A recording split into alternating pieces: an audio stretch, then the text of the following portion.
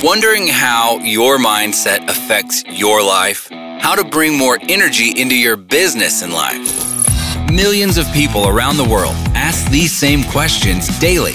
You are in the right place. Learn practices that will help give your life the meaning and success you've been searching for. Welcome to the Charge Podcast, teaching you how to create habits around real goals every day. Practical life advice from those who made it. Here's your host, Gary Wilbers. Hey Chargers, we created a learning library on our website just for you. Go to chargepodcast.com and click on the link Learning Center. We have articles like 7 steps to build your morning routine, 8 tips to manage stress. We also created some free downloads for you like 8 steps to replace work fatigue and productivity and recovery. Or how about 20 productivity hacks? These resources are made just for you. Remember, go to chargepodcast.com and click on the Learning Center. Welcome, Chargers. We're glad to see you back here again this week. Of course, I can't see you, but I know you're there, and I am so excited because can you believe the end of 2022 is coming up? But the thing is, I promised you this quarter I was going to find guests that would help you get out the gate fast for 2023. And I think we've done it again. We've got Erin with us. But before I tell you all about her, Erin, would you share with our listeners what problem will you solve for them today? Yes, I can help you develop your team or develop yourself as a leader through play, laughter, improv, and experiential learning. Well, this is going to be fun because we're going to learn along with you, listeners. So we're going to do this live as you're listening to this. So it's going to be so much fun. Let me tell you a little bit about Erin. She's the big deal, is a business improv edutainer, Failfluencer, and Professional Zoombie. She's got some tough ones there for me to do right off the bat. Through a series of unrelated dares, Erin created Improve It, a unique professional development company that pushes others to laugh, learn, play, and grow. She is the proud host of the Improve It podcast, which helps develop leaders and teams through play, improv, and experiential learning.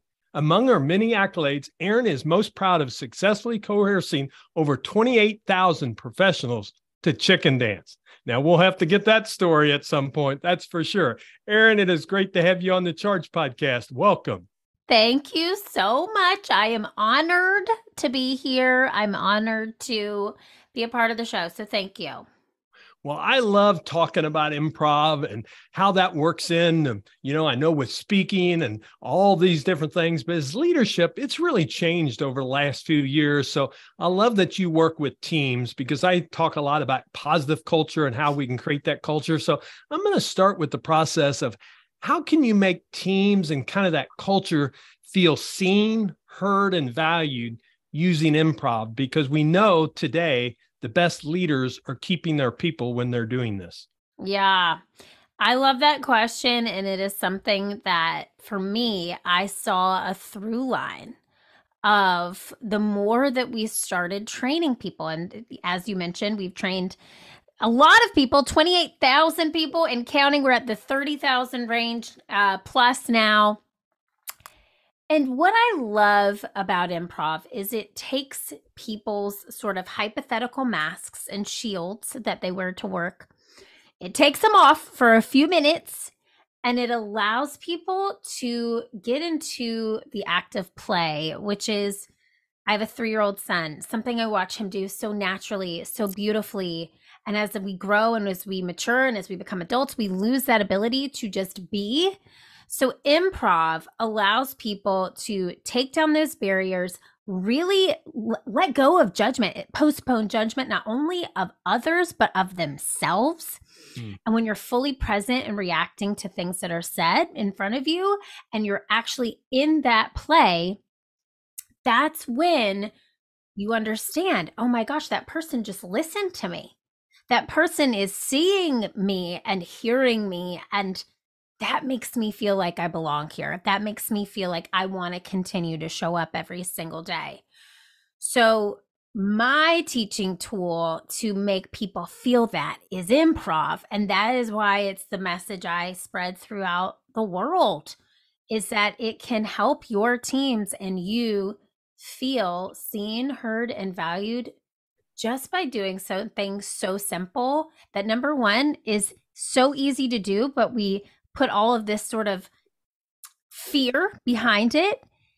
And it comes so naturally to us in our younger years and our formative years that we have to lose it as we grow up and think all these things around us. I'm supposed to be this way, I'm supposed to be that way. But truly, if we tap into the essence of our inner child, we are able to create so many beautiful things and create a world and a place where people want to show up, which is where that seen, heard, and valued comes into play.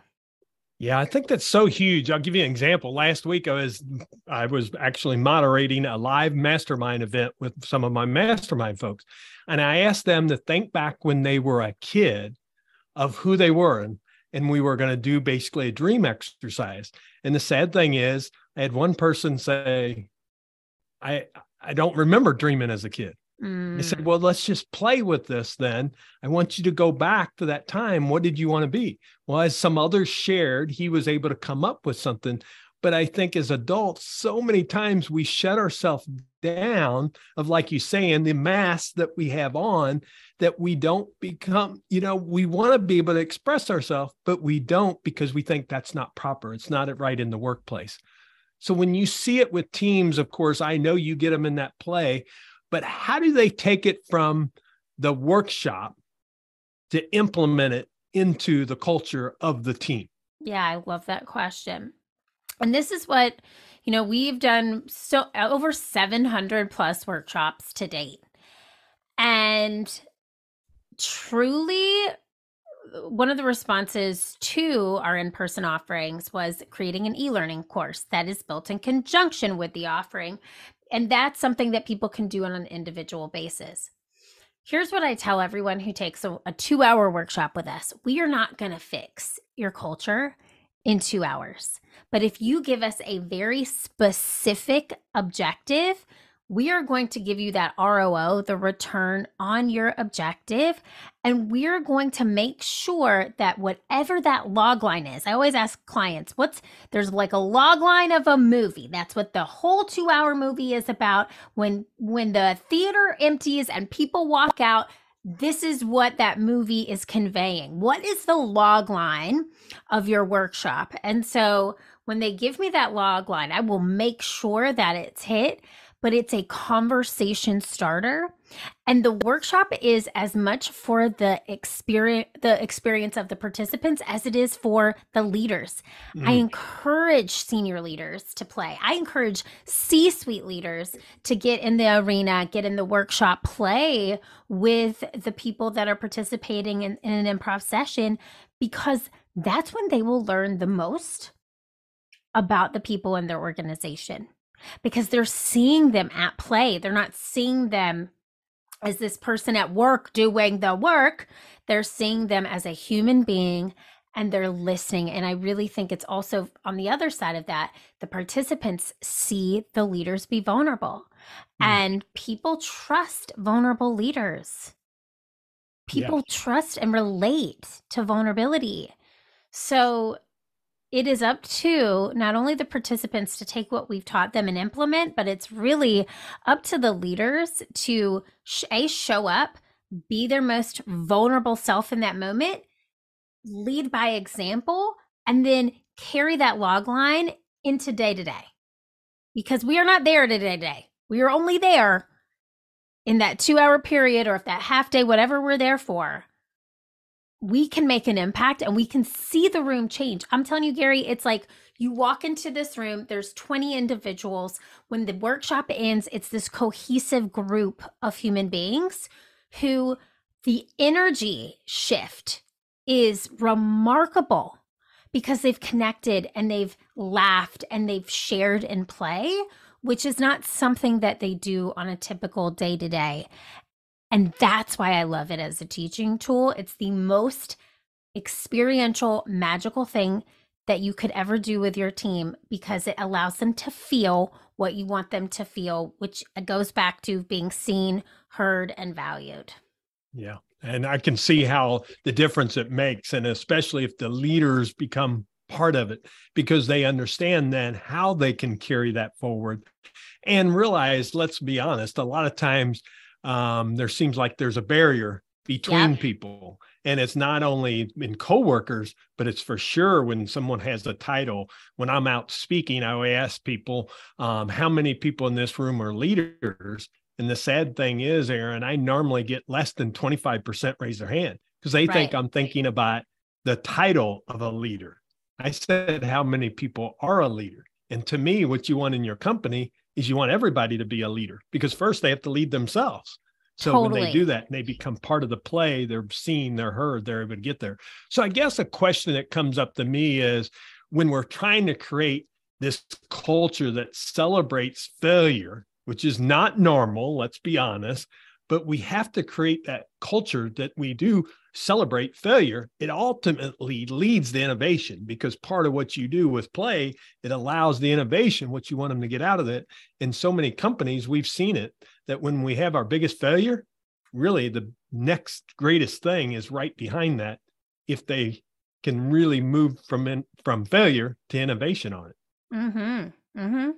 I have two. Okay. Can I go back really quick to what you just said about leadership, and then I'll talk about failure? Because one of the core values internally at Improve It for anyone who is a part of our team is everyday leadership. It's be the leader that you want to be led by. And so I'm the founder, I'm the owner, but I will tell you, the best compliment that I can get is when a client is talking to anybody on my team or on my internal team, and they're like, oh, aren't you the founder? And it's not me on the call, it's Jenna or it's Nicole, because they act like it is theirs. And that to me is the goal. That is it. And they treat it like it's their own. And any facilitator that we have 22 facilitators. That to me is exactly who you want in your business, are people who care for your service and the people that you serve as if they own it. And so I hope the next time you ask that question, anybody listening will raise their hand, because you are a leader and you don't even know who you're a leader in so many ways, to your friends, to your family. You don't need the title. So I want to share that. And then going into the component about failure, let me say this. I say F words, and I don't swear when I'm talking about F words. Failure plus frequency equals the fundamentals of success. Because I got a whole keynote on this, Gary. Let me just share a real story for you. Sure. Improve It was this idea that I had to do. It came to me in 2015. It was my identity. It was the biggest fear of my life to create it. So much imposter syndrome and limiting beliefs that I got over to create it. And in 2019, we had just finished the Goldman Sachs 10,000 Small Business Program. We were executing against this 85-page growth plan. We were crushing until March of 2020. 3 months after I came back from maternity leave with my first child, when our entire in-person business had to become completely virtual overnight in order to survive. And I have internal team members, facilitators, a large team at that time who were depending on me to figure this thing out. No pressure. It was a crash course in resilience. It was a crash course in innovation. It was a crash course in failure. It was throwing things against a wall, seeing what's stuck, and then tweaking, refining, adapting, retrying, and going again. For 2 years, we survived. And I'll tell you, 2022 has been the best year we've ever had, because of the innovation that came out of those failures, because we created things we never would have created. And we thought differently. And it's actually created a life beyond my wildest dreams, because I was able to do a lot of the work virtually. I was able to move to my dream location and live close to my family and the ocean. And we have created just so many wonderful things because of, at the time, what felt like failure on top of failure on top of failure. If you're a Friends fan, if you've ever seen that episode with where they're like, pivot, pivot. Yeah, that was the word of the year and in 2020. But you don't learn from winning. You only learn from your failures, and people who never fail never try. So truly, innovation is born through failure. Yeah, I agree so much with you. And, you think about on the sports analogy, every coach says when they have a sports team is when they lose, what do? They've got to go back to the fundamentals, and they're innovating back to what really allows them to be successful. And sometimes we forget to look at that, because if you're only winning, and you see it time after time, and it's kind of interesting. If you've watched the sports analogy, again, I'm a big sports guy, but normally the team that wins the World Series or Super Bowl, they don't come back the next year. Yeah. Why? They thought they're going to do the same thing they did last year, and they're just going to show up and they're going to win. Yeah, it doesn't happen. And we do that in business too, because we've had successful years. And I think this is a really good time for this, because, Erin, we know things are going to get tougher than they've been. And then some people felt it really hard during the pandemic, but we've had a pretty good run of a lot of years together that business has been, I don't want to say easy, but it's been a lot easier than normal.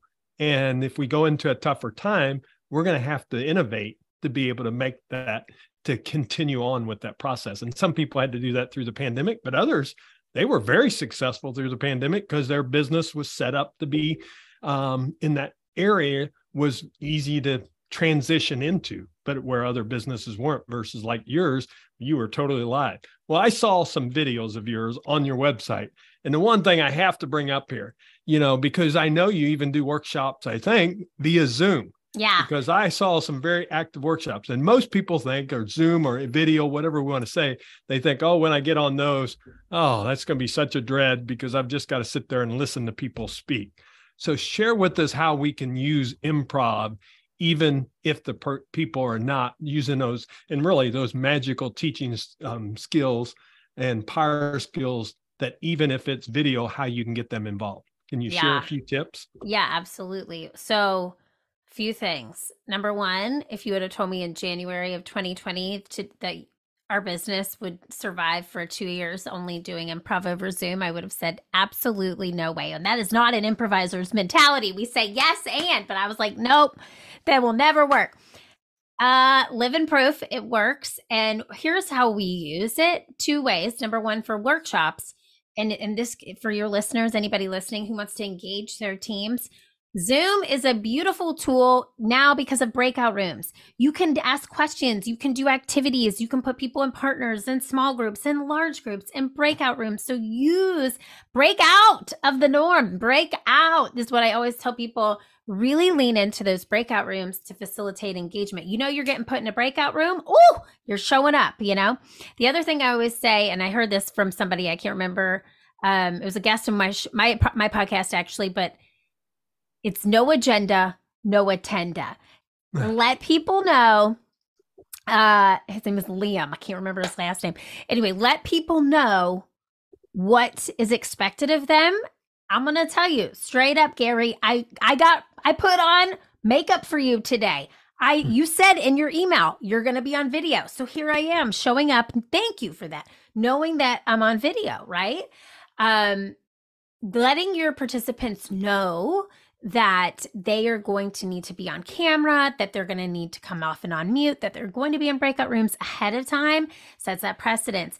But if you have a company culture where you're not on camera and you expect them to be one random day, that's not going to happen. You're going to be greatly disappointed. So setting the tone ahead of time is so important.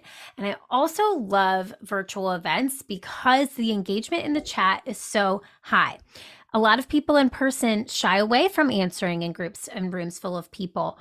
ask a question in the chat, get that call and response going, because it's so much easier for somebody to use those home row keys to type in an answer. And I love adding fun things in there. You can say, give me a Y for yes, N for no, give me an LG for let's go if you're excited. Like getting people on that same page with you. And the chat function, I think, is really beautiful. So those are just easy ways. And by this point, I feel like people know those, but it is something that is easily forgotten if your culture isn't used to engagement via Zoom. The last thing I'll say is making sure if you do want engagement as a facilitator or the person leading the meeting, call on them. Say, Gary, what do you think about this? So people know that they can't just sit back, relax, and have their feet up while they've got Netflix on their next screen. Like you want them in that meeting just like they would be in the room sitting next to you. So bring the tools and the tips and the tricks with you so that they are engaged as you would like them to be. Yeah. Well, thanks for sharing that, because one thing, Erin, sometimes we get so close that it is not common. I'll give you an example. Earlier this year, I did a training via Zoom and I didn't set the expectation. I wanted them to be involved. I knew I was putting them in breakout rooms, and I had too many people that, to be quite honest, had their videos off, was not even have voice. And it was just because they were making it simple for them. Some of it, I think, was a little bit hiding that, but I didn't make it it didn't explain it well enough. We came back and I've redone that same training here about a month ago. And I put in, you need to have your speaker and you need to have your camera on, and you are going to be participating in breakout rooms and everything else. It was a totally different environment. Yep. Because they brought themselves and they became involved in it. Of course, my ratings were higher on the example, because why? They were part of the class. They didn't just sit there and listen. They were participating. And you set that tone ahead of time. First of all, exactly. Kudos to you, because you innovated through not a failure, a learning opportunity. Yep. Number 2, you gave them the agenda and they knew how to attend. And number 3, you were able to engage them the entire time. And it feels, from a facilitation standpoint, from a leadership perspective, if you're not a facilitator, you just lead team meetings, how much better does it freaking feel to have somebody answer your question or show up with you or listen and then respond? I mean, it is night and day. And I truly, it's really hard for me to go into team meetings that aren't my own, that's not the expectation or the norm. I don't even know how to function in those because I'm so used to interaction. Yeah. Well, I truly appreciate you sharing it. And I still have one thing that I think we have to, and it may come back, I think it will come back to what you said, but I have a lot of business owners and I know they're doing something else while they're listening to this. They're either exercising or they're on the road. So thoughts sometimes come and go. Could you come back with 3 things that if you said you wanted to change, and let's look at them as leaders within their organizations, what's 3 tips? And I'm fine with, because I think they should be items that we've discussed, but what's 3 things you would tell them that they ought to really think about implementing to be a different kind of leader so they can, like you said, help their people be seen, heard, and valued? I love that. So one thing I really like is just, I'll say, okay, so number 1, feedback. Not giving it, receiving it is huge. Kim Scott, the author of Radical Candor, is now a dear friend of mine. She loves improv. And I'll say this, she's been on the show a couple of times that I have, and she gave me some really great tips about feedback. So one thing, as a leader, if you're listening today, I want you to ask your team in the next meeting, or if it's a one-on-one, if it's a team meeting, I want you to ask the teammate, what is one thing I could start doing? And what is one thing I could stop doing as a leader? And because you ask for that one thing, they can't say, oh, nothing. They have to think of one thing. You can even I'm going to say number 2 is to take that a step further and ask that same question as a team, as a collective. What's one thing collectively as a team that we can stop doing and one thing that we can start doing? And then number 3, Can I do a 3 and a 4, Gary? I got a 3 and a 4. Okay, I'll let you start. Hey, all right. We're about innovation here. All right, because it's going into that. So number 3 is celebrating wins. That is huge. If you're a virtual company, creating a Slack channel, or if you use Teams, some type of communication channel just to put your wins. I'm talking small wins. Like, I got a meeting with this client. I'm talking like, oh my gosh, we might win this piece of business. Or, oh my gosh, my dog just graduated from dog school. Like, I don't care. Just give a win, because celebrating those collectively will ultimately drive your culture. The 4th thing is celebrate your failures. People always think I'm crazy when I say this, but because we were failing so much in 2020 and everything just felt hard, we created something called failure parties. So instead of creating vision boards like you would do at the start of every new year, every quarter we would create a failure board. We would do this via Zoom. We create a PowerPoint. We pull little clips from the internet of pictures, and those were representative of things that we failed at, both personally, but more importantly, professionally that quarter. And then we'd have a Zoom meeting, because now my whole team is remote. And we would celebrate each one. I have this sign behind me. I know your audience can't see me, but there's a sign behind me that says "Fail Yeah," which after every failure board was shared, we would give each team member a fail yeah, because you celebrate the wins, but you also create a culture where you can celebrate the losses, because every single thing that you fail at, you can learn and you can improve upon. Those are my 4 things. I stretch them, but I had to do it because they go hand in hand. Well, I appreciate you sharing that. That's great information. I think it helps everyone too that who's listened to us. How can I put this into play? And that's why I think that questions become so valuable. Now, you're willing to give our listeners something if they want to go grab that.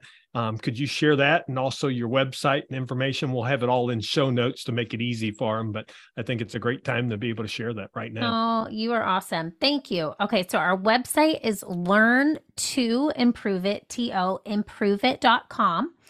If you go to that website, you're going to get a pop-up to this hybrid hype handout. It is for leaders who are struggling in this remote / in-person environment to engage their teams.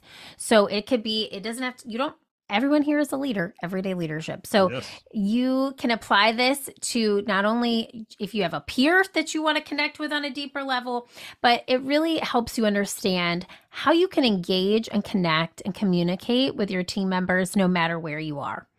And it's 6 pages. It's for you, full of tips and tricks. So get that totally free at learn2improve.com. And I just really appreciate you, Gary. This was so fun. Well, I appreciate you joining us today. I knew we were going to have fun when I saw improv and everything else. And I think we shared some valuable information. You shared some valuable information. But before I let you go, you've got to answer my 2 questions in the recharge round, and one of them will fit kind of what we've talked about already. But let's use the first one. Charge. That's the mantra of the podcast, and it's a mantra of mine. Create habits around real goals every day. What habit do you think's led to success in your life, Erin? Exercise and meditation. 1,000%. Excellent. And then the next one is, we've all had failures. We've talked about that some. We want to be able to celebrate our failures, but a lot of people live in that past. But if we look back, if there's a failure that we looked on and we could redo it, or have that little genie bring us a wish out of the bottle, what would be that one failure that you would love to have as a redo? Okay, I'm going to try to keep this very short. Sure. It was a failure and I learned from it.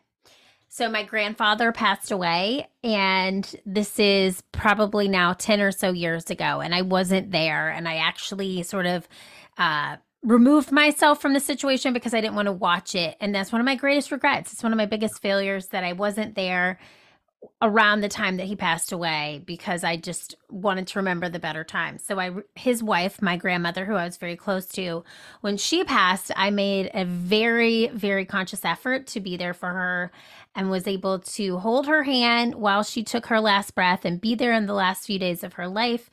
And then so it was in that period of time, I wasn't sure if I wanted to have children. And after witnessing my grandmother's passing and having my father, who was her only son in the room, and my entire family in the room, it was then called me to have a child of my own. So it was a beautiful cycle of life that I made a mistake, I corrected it, and it actually brought new life to the world. Well, thanks so much for sharing that. I appreciate that, because I'm sure someone else can be touched by that and really help them in their process that they've had. Erin, it's been great to have you on the Charge podcast, and I can't thank you enough for saying yes and joining me for the podcast. I see what you did there, Gary. Of course. Thank you so much for having me. Well, Chargers, I tell you, there's a couple actions I want to give you. One of them, Erin and I get excited, so probably go back and listen to this again so you get the full grasp of what you can do in your organization, because you are a leader. Doesn't matter if you're the business owner or not, you're a leader within your organization. And then how can you help your people that are leaders? Because we figured out already, everybody's a leader. How can you help them be seen, heard, and valued? And then decide how you're going to implement that, because 2024 is right around the corner, and make it happen. And then make sure you check out Erin's website, learnittoimproveit.com. We'll have it on all show notes at chargepodcast.com. And the download that she talked about, hybrid-hype, that'll come up. So you'll be able to click right into it, put your email in, and they'll send you that information. Erin, thanks again for joining us. Thank you so much, Gary. You rock. Appreciate it. Chargers, make it a great day. We'll see you back here next week with another great podcast. Thanks for joining us.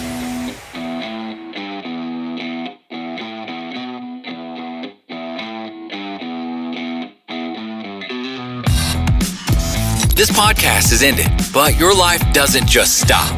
To continue your inspiring journey, head over to chargepodcast.com and access all the tools and resources mentioned on today's show. If you enjoyed this episode, consider sharing with somebody who may also benefit from the advice provided. That's chargepodcast.com. Until next time, charge in business and life.